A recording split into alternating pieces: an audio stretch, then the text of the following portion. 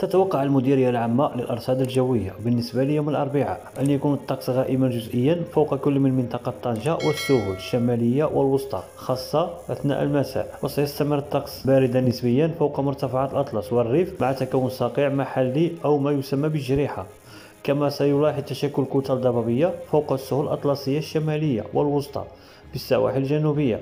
مع تناثر حبات رملية بالجنوب الشرقي وجنوب المنطقة الشرقية، فيما ستسجل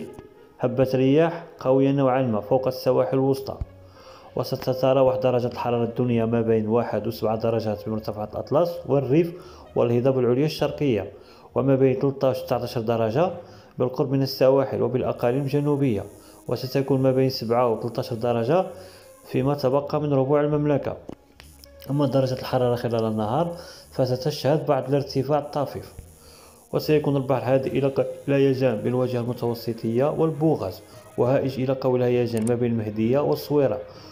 وقليل الهيجان إلى هائج بباقي السواحل.